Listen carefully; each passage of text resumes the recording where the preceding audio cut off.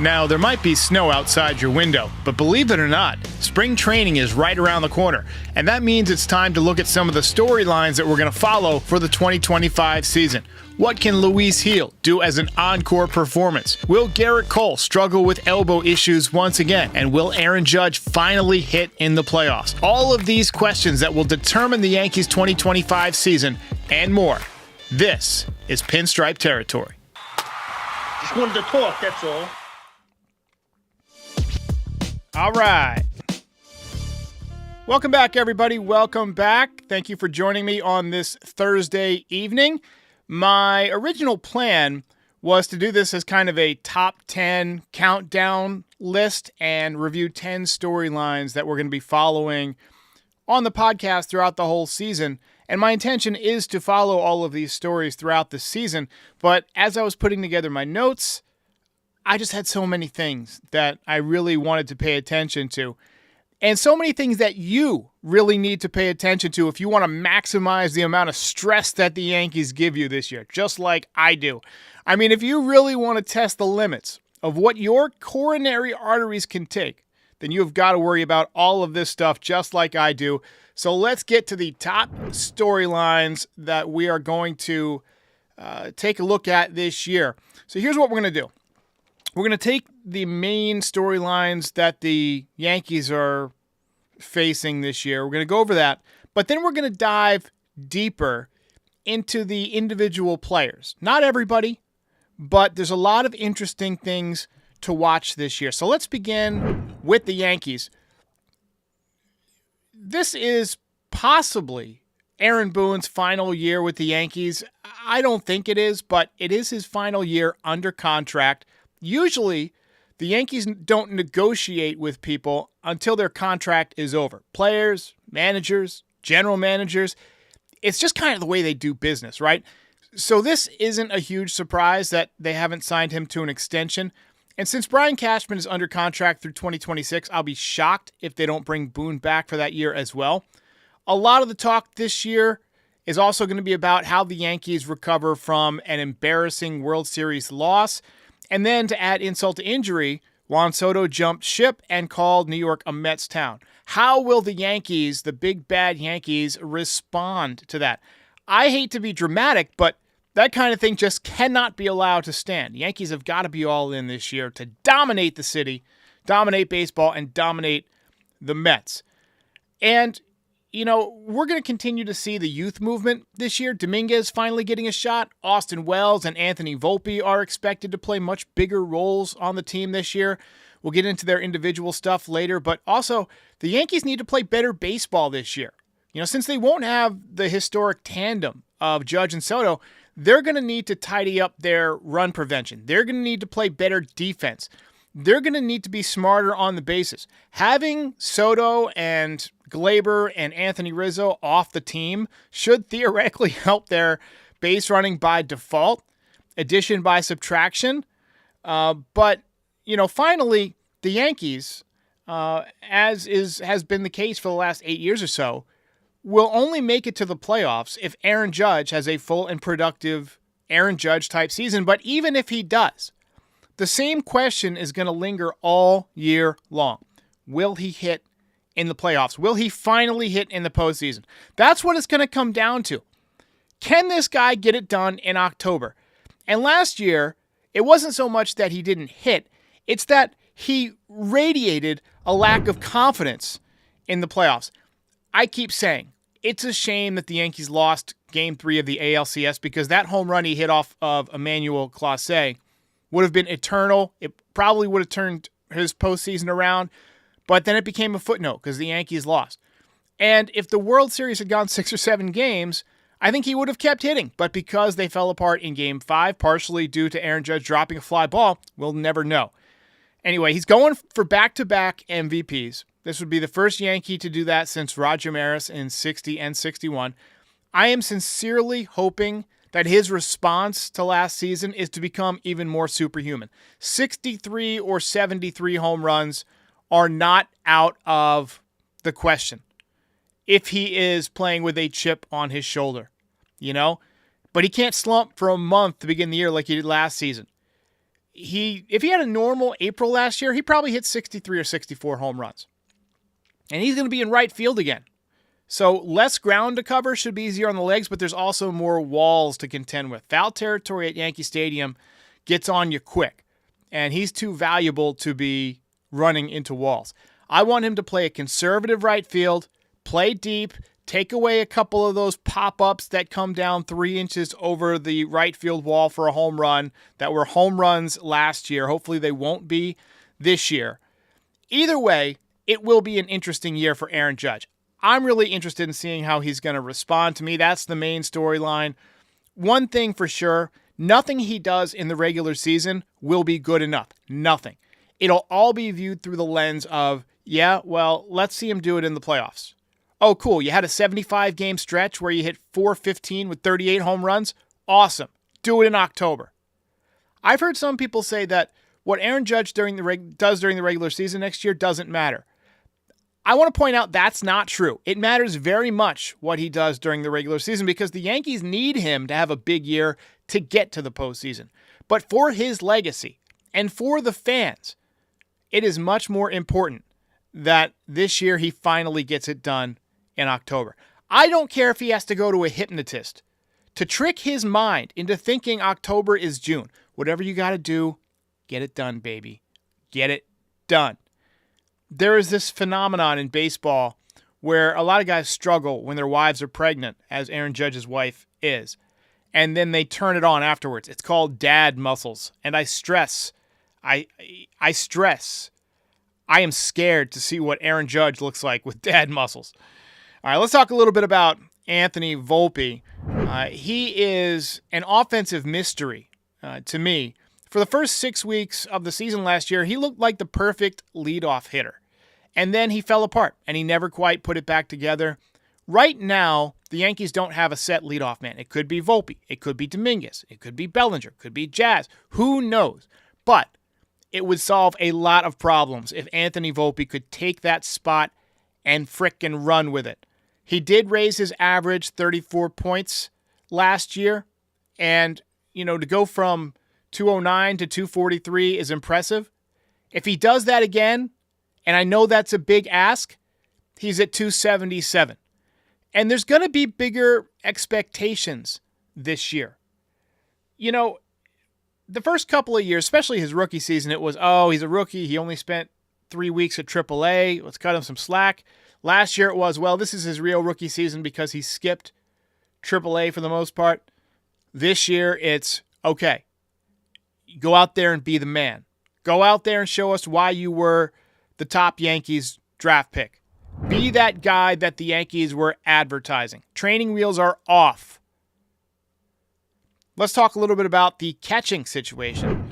Austin Wells is somebody that I find fascinating because his swing is beautiful and it's compact. He reminds me a little bit of Nick Johnson, the way he swings. Nick Johnson, of course, never worked out with the Yankees. Had some good seasons with the Nats, and my cat is meowing in the background. Hopefully that's not too loud. But I've seen a lot of swings like his do damage in Yankee Stadium over the years. For the last couple of months, he struggled, but for a couple of months in the middle of the season, his OPS was over 900. Before that, though, he struggled again. Will he take that next step offensively and become a more consistently good hitter for the entire season? I expect his power production to go up, hitting in Yankee Stadium. I expect him to hit 20 home runs this year. He had 13 last year. I think he's going to outpace that. Will he continue to make strides defensively? He has gotten better defensively every year as a pro, and that was the biggest question mark that he had after the Yankees drafted him. Could he throw behind the plate? Could he block? Could he frame? And he's a Gold Glove caliber catcher at this point.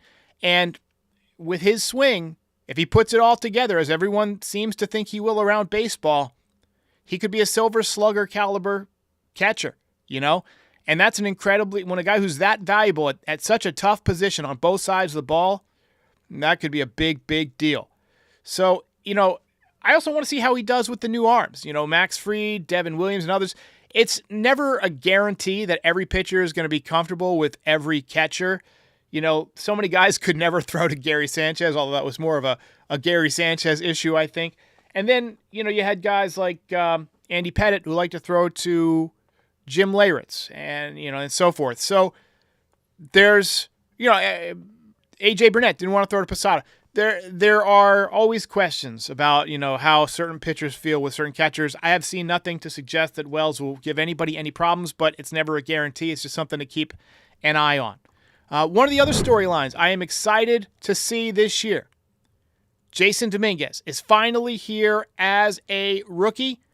He will presumably be on the opening day roster, the opening day either left fielder or center fielder. And last year, nobody expected his defense to be as bad as it was when he came up because he was a good outfielder in the minor leagues. So one of the storylines we'll be following is whether or not that was a fluke. Susan Waldman was on the radio the other day, and she said that she talked to Dominguez personally and that he was working hard on his defense and on hitting from the right side of the plate this winter. 2 areas of weakness. And that's what I like to see. I like to see a guy working on his weaknesses, right? You want to turn those weaknesses into strengths. That's what Michael Jordan always said he wanted to do. Where will he play? Left field or center field? Be interesting to find out. I think he's going to have a good year. I think a 2020 season is easy. It's a layup for him. We'll see if he hits 250, 20 home runs, 20 stolen bases or more.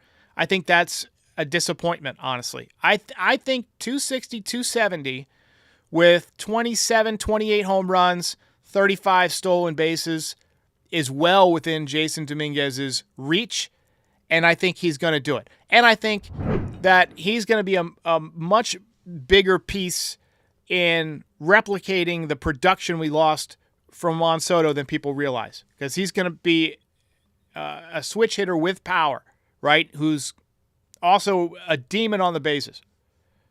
Another storyline that I'm paying attention to and that we all have got to start paying attention to is Giancarlo Stanton, who is now just 71 home runs away from 500 for his career. And if he hadn't been injured for most of his Yankees tenure, he'd probably be there by now. So if he gets 30 this year, 30 next year, he maybe breaks it in his final year as a Yankee. I'm hoping that or he can just hit 72 this year and that would take care of it. Hey, but I'm hoping that he's beginning to embrace that slugging DH role. Maybe he's gotten more flexible this winter, but I don't see any scenario where he's in the outfield. As long as he's healthy in the playoffs, I have confidence that he's going to hit. You just need him to kind of, stay within himself during the season. Stop trying to leg out those doubles. Just jog, man. His legs go every time that he tries to take an extra base or turns it on to sprint. I think sometimes he does it unconsciously, reflexively, because that's what he's always done. And you saw him being intentionally slower at the end of the year, and he got thrown out by like 10 feet in a playoff game. I think that as long as he's healthy, going to hit 35, 40 home runs. Can he play 140 games? That's going to be the big question. His bat speed has shown zero signs of slowing, and he's been one of the most clutch Yankees I've ever seen. ALCS MVP. We will see if that carries him confidence-wise coming into this year. Last year, he spent the offseason just trying to prove that he could play at the major league level again. He hit 191 in 2023. He hit 211 the year before that. He was trending towards a DFA, and then he's ALCS MVP. That has to be seen as an accomplishment for Giancarlo Stanton. So, can he hit 35 home runs? We'll see. That's best case scenario. Jazz Chisholm's first year as a Yankee is going to be another storyline that we are following. First of all, we don't know where he's going to play yet. Ken Rosenthal said today that the Yankees are trying to deal Marcus Stroman so that they can add another infielder. They've shown interest in a number of different guys. Some of them are third basemen, some of them are second basemen, and whatever domino ends up falling will probably determine where Jazz Chisholm plays. Right now, I suspect that Jazz is going to be at second base, but we shall see. Jazz Chisholm is one of these guys who he's got an enormous ceiling, right? I mean, this is a guy who hit career highs last year in home runs and stolen bases. He's one of the most athletic guys you will ever see in your life. Is a 30-30 season out of the question for him? I don't think that it is. So I'm really looking forward to seeing how his first full season as a Yankee develops. Will he stay healthy? He's only played 124 games or more in a season twice. So he's going to need to stay healthy. Yankees need that left-handed bat. Look, I don't know what to expect from Jazz Chisholm over the course of a full season. All I know is he was really exciting to watch down the stretch. I could see him getting 30-30. I could also see him regressing a little bit now that the excitement of joining the Yankees has kind of died down a little bit. But I feel pretty good about Jazz Chisholm having a big year. All right, we got two more position players to get to. Let's get to Cody Bellinger. Will he play center field? Will he play left field? The Yankees have not confirmed it either way, but that's probably something that's going to be sorted out early in spring training. 2 years ago, he was amazing. Last year, he was slightly above average. Which Cody Bellinger will we get in 2025? And how will that affect his contract status? He has an opt-out clause. If he has a good year, you know that Scott Boras is going to put him back out on the market. So this could be, like it was with Juan Soto, a one-and-done situation. I love having all these exciting guys on the Yankees, but you'd like to see them stick around for more than one season, honestly. I digress. He's had some injury issues, mostly from running into walls. Some advice, though walls are bad, it's even worse if you run into Aaron Judge, because that's like running into a wall that's also running directly at you. So avoid that at all costs. And let's talk about Paul Goldschmidt. I was lukewarm on the Paul Goldschmidt situation. I'm a little bit embarrassed by that now because I went back and watched a ton of his highlights. I clicked on all the dots on his spray chart on Baseball Savant, and I'm convinced that in the second half of the year, his swing changed. The position of his hands changed. He was getting his foot down a little bit quicker. His hips were a little bit different. I just think that he made the right adjustments, and he's going to have a very nice year. He was a much better hitter in the second half. Will playing in a pennant race reinvigorate him? You know, it would not shock me if he hits 275 with 25 home runs. Solid defense, solid leadership. He can help develop one of the younger first basemen like Ben Rice. But I feel much better about Paul Goldschmidt now than I did when I heard that they signed him when I was in the middle of watching the Mufasa Lion King movie and I had to run outside and make a video about it. Let's talk pitching here. Garrett Cole. Look, I want to know if the playoffs took something out of him. In the fifth inning of Game 5, we saw him reach back and go to levels with his fastball that we really haven't seen from him in a couple of years. I just also wish we had seen him cover first base. His stuff deteriorated a little bit last year. Still not, bad, still pretty good, but not at the top of all of the charts like it usually has been since he joined the Yankees. But he's such a smart pitcher, and his command is so good that I don't think he's ever going to fall off a cliff. Even if his stuff deteriorates, I don't think his numbers are going to be that bad, because even if he loses his fastball, just stop throwing it and start throwing a sinker or a cutter or whatever he needs to get guys out.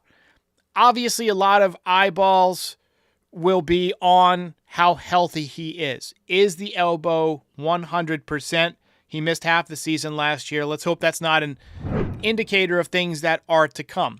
Another guy whose injury history can be a little bit concerning is Max Fried. Max Fried has been a concern health-wise. And we had Sean Coleman on the show, to kind of go over a scouting report for Max Fried. He covers the Braves with Hammer territory, and he didn't make me feel all warm and fuzzy about Max's health, but he said he's a great pitcher, and he said he's a big gamer, which, would go great in New York. I have no questions about him handling New York, but that's never a guarantee. I thought that Carlos Rodon would handle New York well. He's been a little bit shaky, not only on the field, but off it as well, just the way, he's handled, flipping off or blowing kisses at the fans and some of the media stuff. I think that Max Fried will be a nice fit, but I've thought that before. I thought Sonny Gray would be a great fit, and he had a relaxed disposition about him, and he was a mess. The Yankees tried to change him. Let's just let Max Fried be Max Fried, and I'm eager to see what he'll do. I think he'll be a solid number 2 for the Yankees next year. Luis Gil. I'm really anxious to see what he does this year. A lot of guys are one-hit wonders. They have one great year, and then either the wheels fall off or they get hurt, or for whatever reason, they never reach their potential. I want to just kind of show his Baseball Savant page 2 for a second, because It just lets you know how good this guy is. We got Cole up there. We go. Luis Gil's electric. I mean, pitching run value, breaking run value, off-speed run value, velocity, K percentage, whiff percentage, extension, all near elite levels. 29 starts last year, 171 strikeouts and 151 2/3 innings, and also won the Rookie of the Year. What will he do for an encore? Can he improve his command? Look, the sky is the absolute limit for Luis Gil, but I want to see him get better at throwing strikes. I want to see him continue to evolve as a pitcher. To borrow a phrase from Bull Durham, he has got an arm that was kissed by the gods. You know, the question is, can he put the ball where he wants it to be? And can he stay healthy? Carlos Rodon, it will be year 3 of Carlos Rodon. You know, year 1 sucked. Obviously, year 2, he bounced back, but he had a big, long slump in the middle of the year. Did recover nicely. I want to know what he learned from the 2024 postseason. We saw him make some adjustments to his energy levels. This is a guy who would expend a ton of energy early in the game. I felt like he did that during the regular season too, and it became more evident in the playoffs, and then he tried to make the adjustment. I want to see him carry that adjustment into the regular season and become more of a pitcher and less of a thrower, right? You're not going to be able to get 95 by everybody. A lot of guys put that ball in the seats. Too many. I want to see less home runs allowed. I want to see more pitching, more changing speeds. Use that fastball by setting it up with some off-speed stuff. 4 strikes. You know, you can't throw the breaking ball, 0-0 and in the dirt. You got to drop it for a strike. You know, you got to use your fastball in situations where it's going to be most effective. You can't just pump fastball after fastball after fastball and hope that guys don't catch on, because by the 4th or 5th inning, they typically do. I want to see if he can take that next step as a pitcher this season. Let's move on and talk a little bit about Clarke Schmidt. Another guy that I'm really anxious to watch this year. Can he get deeper into games? That's the big storyline for him that I'm following. He had a lot of trouble getting past the 5th inning the last couple of years. He did start to get by that barrier right before the oblique injury that put him on the shelf. And then when he came back, he wasn't the same guy. Which Clarke Schmidt will be on the mound for the Yankees first trip through the rotation? That's the guy I want to see. Also, the Yankees have been linked to Roki Sasaki, and it's a non-zero chance at this point that he signs. Now, that won't happen for a couple of weeks, but if it does, Sasaki's going to be in the rotation. What does that mean for Clarke Schmidt? Does he go to the bullpen, become a swingman? Do the Yankees then trade Clarke Schmidt, just like they did with Mike King, to maximize the most valuable asset in baseball, young, controllable starting pitching with talent? But this could be the year that he puts it all together. The Yankees have liked his stuff for a while. I think this could be the year that Clarke Schmidt takes the next step. Just a quick reminder before we get to the bullpen storylines that these podcasts take an incredibly long time to put together and a lot of effort to put together. Go ahead and give me a like and a subscribe. It helps other people find the channel. It helps reward some of the hard work we're putting in over here at Pinstripe Territory. Not just me, but some of the other folks behind the scenes. Shout out to Frankie. Shout out to Aiden, Terrence, and so forth. All right, let's talk about the bullpen. The Yankees got Devin Williams this winter, seen by the Shredder on MLB Network, at least, as MLB's top reliever. And I'm anxious to see what that looks like. You know, going from Clay Holmes, who led the league in blown saves. People laugh when I say this. The Yankees are probably 5 to 6 wins better just by swapping out Holmes for Williams. And though I'm concerned about the lost production from Soto, I think the Yankees are going to be okay because they've made improvements in other areas, and one of them is the bullpen, which is now deadly. They brought back Johnny Lasagna, who I think is going to have a good year.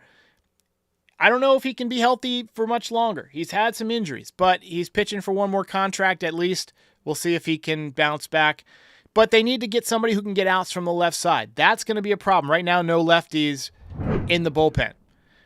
Let's talk a little bit about MLB storylines that we're going to follow as well, because there's a lot of things going on in baseball that I'm keeping my eye on this year that we're going to be talking about, that you guys should know about.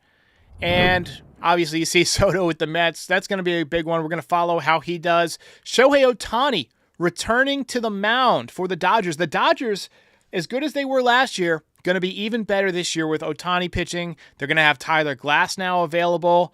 They made some other moves. They got Blake Snell. They're going to be freaking nasty again. Right now, they're the preemptive favorite to win the World Series and repeat, and they'd be the first team to repeat since the Yankees from 98 through 2000 when they had their three-peat. Couple of big trade targets possibly this summer. Vladdy Jr., if the Blue Jays fall out of it, he is not signed. Vladdy Jr. could be dealt. Kyle Tucker. Could Kyle Tucker get dealt from the Cubs if they fall out of it?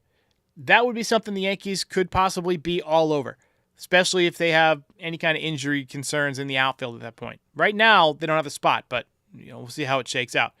Tough NL East and NL West this year. Red Sox have gotten better. Orioles are still going to be tough. They got some youth. We're going to see how Jackson Holiday advances. There's some other things happening in baseball that I'm interested in. We got the Sacramento A's this year. They're going to be playing at a minor league ballpark that's supposed to be just awful. So that's going to be entertainment value anyway. It's going to be interesting seeing the Rays play at Steinbrenner Field all year. Look, the hurricane was horrible. It was just one of the worst hurricanes ever. And perhaps the only good to come of it is that we're going to get to watch actual baseball on a baseball field from the Rays this year. It's probably the only positive out of the whole thing is that the Trop was rendered unplayable, which is a net positive for Earth. But I think it's going to be weird seeing it at Steinbrenner Field, but, it is what it is. Let's talk a little bit about the minor leagues here. There are some minor league storylines that we need to follow. I'll take a look at the top prospects, but, Spencer Jones is a guy that we're all going to be following. How does he look in spring training? George Lombard could be one of those guys who moves quickly through the minor leagues. It might be one of the reasons the Yankees haven't gone out and traded for a bigger name infielder. They don't want to block him. 20 years old. We saw Jackson Merrill make it at 20 years old last year, and Lombard could be the same type of prospect. Probably not as good, but, let's take a look at the right there in front of us. Top prospects here. So, Clayton Beater's a guy I'm keeping my eye on. Yorbit Vivas, he had some injuries last year. He had the orbital fracture. Be interested to see what he can do a year older, a year more experienced. Henry Lalane, he's a guy who could shoot up the minor leagues and advance quickly. Would not shock me to see him pitching for the Yankees sometime down the stretch out of the bullpen. Everson Pereira, can he bounce back? Ben Hess and Bryce Cunningham, two college pitchers that were taken in the first and second round, respectively. Brock Selvage, a guy who we've had our eyes on for years, lefty. Hampton, Warren, how will these pitchers continue to develop? And obviously, Roderick Arias, top international prospect, continues to advance as well. So, a lot of storylines this year. There in front of us. What do you hear? What do you say? And I'm anxious to see how it all works out. And the final topic tonight is that the Yankees are actively trying, and you see the reflection on my head, hair growing back in. I buzzed it again, but it's growing back. Yankees are actively trying to deal Marcus Stroman. This has been rumored for a while. Ken Rosenthal was on Fair Territory today, and he said that the Yankees are trying to move Stroman because they don't really have the budget to go out and get an infielder right now unless they move Stroman. So the Stroman move will happen before an infielder happens, probably. Or at least Cashman's going to have a trade lined up, and the two moves will happen in short succession. Easy for me to say. But I'm looking forward to a really fun year. I know it's going to suck not having Juan Soto at the top of the order, but hopefully we'll get some more productive at-bats out of first base, out of left field. Cody Bellinger will be fun to see as a Yankee. Max Fried is going to be great if he's healthy. The bullpen's going to be dynamic. So I envision a lot of Yankee wins this year. And we still got some voicemail to get to. We got one voicemail precisely, but I do have to run an ad real quick. This is a quick word on HelloFresh from the guys over at Foul Territory. I'll be back in 60 seconds. Going to get some water. Figuring out dinner every night with variety is not easy when you're running around. Let America's #1 meal kit, HelloFresh, help you out. HelloFresh has over 50 recipes to choose from each week. They pre-portion the ingredients and then ship them right to your doorstep. If you're looking to fit a specific lifestyle, HelloFresh features preferences like fit and wholesome, quick and easy, or a vegetarian option for you too. HelloFresh helps you eat healthier and stress less about how you're getting the ingredients and ideas for that perfect home-cooked meal. In many parts of the country, it's cold out, so skip the hassle and snuggle up next to your phone or your computer and pick out your favorite recipes. Then let HelloFresh handle the planning, the shopping, and most of the prep. Get up to 10 free meals and a free high-protein item for life at HelloFresh.com/FT10FM. One item per box with active subscription. Free meals applied as discount on first box. New subscribers only. Varies by plan. That's up to 10 free HelloFresh meals. Just go to HelloFresh.com/FT10FM. All right. There you have it. Foul territory with the promo for HelloFresh. Go ahead and check out the link. It's in the description. And we got a voicemail here. Hey, Derek. It's Nick from Las Vegas. I had a question about the lineup. I saw like people were putting up different examples of what it might look like. And one thing I really can't understand, why would Wells be in the cleanup spot? Like, I'm not saying, like, I know some people kind of say that they don't like him or whatever. I like Wells, but I just don't feel like he should be in the cleanup spot with a team that has Aaron Judge, Cody Bellinger, Giancarlo Stanton, Paul Goldschmidt. Like, I see him more as like a 6-hole hitter. Do you know why, like, Aaron Boone is so like, he wants him in that spot? Is there something that I'm maybe not seeing? All right, thanks. Bye. So last year, the Yankees weren't getting any production out of the cleanup spot. So they tried Austin Wells in that position. And for about a 2-month stretch, he was great. And he was driving in a ton of runs, and he turned it around, and he had success there. So that's why. I mean, that's why they ran him out there during the postseason. And, eventually he was moved out of that spot. But, as you can see from my lineup, and the actual lineup may end up looking different depending on if the Yankees get another infielder who wins the leadoff spot. But right now I've got Wells in the 5th spot. I like going lefty-righty, lefty-righty, lefty-righty. So Dominguez is a switch hitter. I've got him lead off. Hopefully he'll get better from the right side. The Yankees hit him 4th, I believe, 5th in his first game and then 4th in his next few games during his rookie season. Last year didn't really hit up near the top of the order at all. So he might be in the bottom half. I've got him leading off. We'll see. But it could easily be Volpe if he has a big spring. And that would change the dynamic. Then maybe you go with a lefty in the number 2 spot, which would be Bellinger, and then Judge number 3, and then a lefty in the number 4 spot, which would probably be Wells, and then you go Stanton, yada, yada, yada.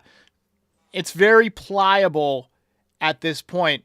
But I could see it working out any number of different ways, and it could be different every day. We know what Aaron Boone likes to do, where he switches up the lineup a lot. He got away from that a little bit last year with Juan Soto, but this year, unfortunately, no Soto. All right, ladies and gentlemen, thanks for watching. Once again, check out the HelloFresh link in the description, and stay safe out there. I wish you all a wonderful, wonderful weekend. Stay safe. I'll see you next time. Hey, while I've got you here, be sure to like the video and subscribe to the channel. Pinstripe Territory is the official Yankees podcast of the Foul Territory Network. We are home to the #1 most watched MLB postgame show on YouTube since 2021. We're here after every Yankees game and for reactions to all the best news and rumors during the offseason. Be a part of the show by calling into the voicemail 718-899-1068. Try to keep it clean for me. And if you ever miss us on YouTube, be sure and subscribe on all your favorite podcast platforms. Go ahead and rate us 5 stars. It'll help other people find the show. Thanks for watching. See ya.